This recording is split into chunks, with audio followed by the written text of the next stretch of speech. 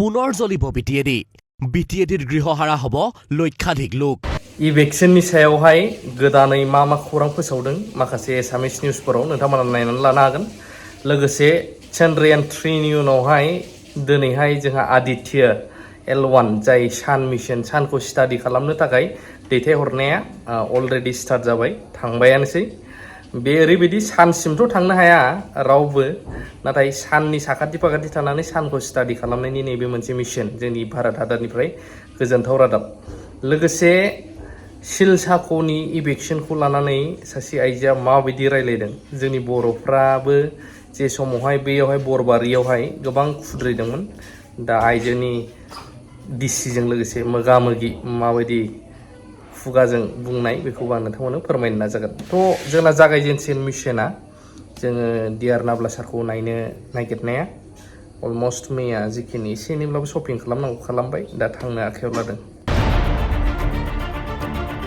খিলঞ্জীয়া অসমীয়াকে ধৰি অধিবাসী মুছলমানলৈ উচ্ছেদৰ জাননী পুনৰ সংস্থাপনৰ কোনো নীতি নাই BTADৰ প্ৰশাসনৰ হাতত কাৰ স্বাৰ্থ সিদ্ধিৰ বাবে পুনৰ জ্বলিব বৰভূমি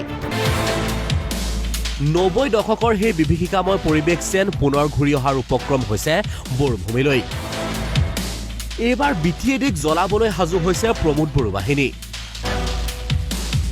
যিকোনো মুহূৰ্ততেই বৰভূমিত প্ৰশাসনে চলাব বুলডোজাৰ ঘৰে ঘৰে উচ্ছেদৰ জাননী অজনজাতি তথা সন্দেহজনক বাংলাদেশী লোকে জনজাতি ভূমি দখল কৰি থকাৰ অভিযোগ বহু পুৰণি এই অভিযোগৰ ভিত্তিত বৰ্তমানৰ BTCৰ উপমুখ্য কাৰ্যবাহী সদস্য তথা বিধায়ক গোবিন্দ বসুমতাৰীয়ে 2014 চনতে প্ৰধানমন্ত্ৰী নৰেন্দ্ৰ মোদীলৈ প্ৰেৰণ কৰিছিল এখন পত্ৰ সমান্তৰালভাৱে বৰ্তমানৰ পৰিষদখনৰ কাৰ্যবাহী সদস্য সঞ্জয় চৰিয়াৰীয়েও একেই অভিযোগ লৈ প্ৰধানমন্ত্ৰীলৈ প্ৰেৰণ কৰিছিল বিশেষ পত্ৰ য'ত স্পষ্টভাৱে উল্লেখ আছিল BTADৰ 60% ভূমি অবৈধভাৱে দখল কৰি আছে বাংলাদেশী মুছলমানে এই দুয়োখন পত্ৰৰ আধাৰত কেন্দ্ৰীয় চৰকাৰে তৎকালে ৰাজ্য চৰকাৰক নিৰ্দেশ দিছিল উচ্ছেদ চলাবলৈ 3 2 1 0 +5 seconds lift off normal P1 tracking PT tracking Magnificent lift-off of PSLV C-57 with Aditya L1 on board. +15 seconds. PSLV C-57 का सफल उत्थापन और इसके साथ प्रथम भारतीय सौर अंतरिक्ष यान निकल चुका है सूर्य के तेज से विज्ञान को प्रकाश करने इसके साथ ही एक और कदम है अंतर्ग्रहीय सफर में भारत की उपस्थिति सिद्ध करने का आप देख रहे हैं PSLV C-57 प्रथम चरण पूरी तरह सामान्य The rocket flying forth following nominal trajectory and developing nominal thrust. The bright fumes against a clear midday sky. A rocket launch is more than just a sight to behold. The roaring sound and the vibrations that we can feel here. Adding to this, the thrill are just amazing. Ground-lit and air-lit strap-ons operating together with the first stage S-139. Ground lit strap-on separated.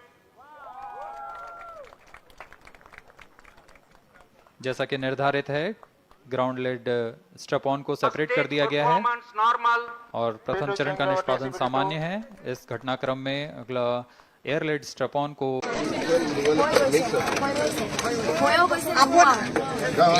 simple question is that if you are coming here, somebody is recruited you to look after this Silsako, then my question you must know why you are going. This is first question.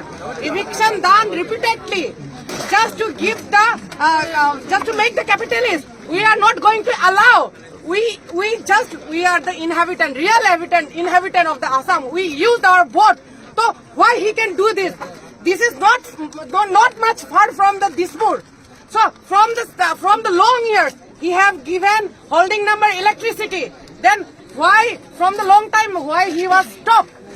Now after just earth filling done, everything done, the land is completely developed. After that he started to eviction and torturing the innocent people who use their precious vote just to make Himanta Biswa Sharma as chief minister.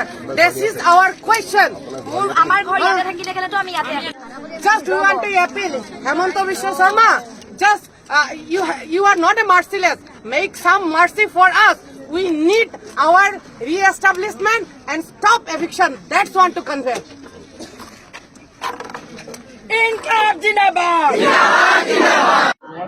বিলখন মুক্ত কৰি তাৰ পানীৰ বহন ক্ষমতা বৃদ্ধি কৰা এইটো এটা ডাঙৰ ৰিজাৰ্ভ হিচাপে ইয়াক ডেভেলপ কৰা আমাৰ চৰকাৰৰ এটা প্ৰায়ৰিটি আছিলে তাৰ কাৰণে আমি শিলসংখ্যক বিলখন প্ৰায় 1800 বিঘা মাটি বেদখল মুক্ত কৰাৰ আমাৰ টাৰ্গেট আছিলে কিন্তু আমি কেইবালানি আলোচনা ইয়াৰ ব্ৰিজখন উন্নয়ন সমিতিৰ লগত আমি কৰিলোঁ মুখ্যমন্ত্ৰীৰ নিৰ্দেশ মৰ্মে আৰু আমাৰ যিখিনি ন্যূনতম এই বিলখন ডেভেলপ কৰাৰ কাৰণে আমাৰ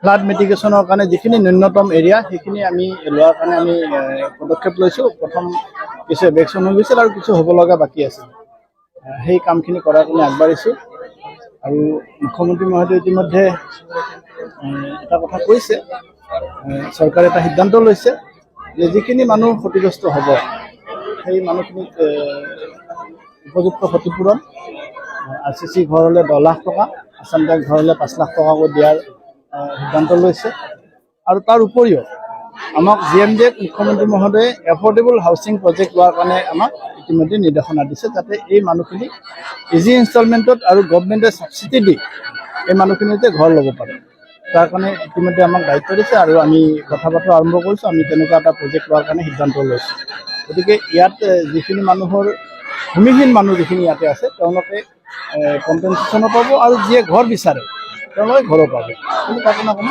তেওঁলোকে চৰকাৰক সহযোগ কৰিব লাগিব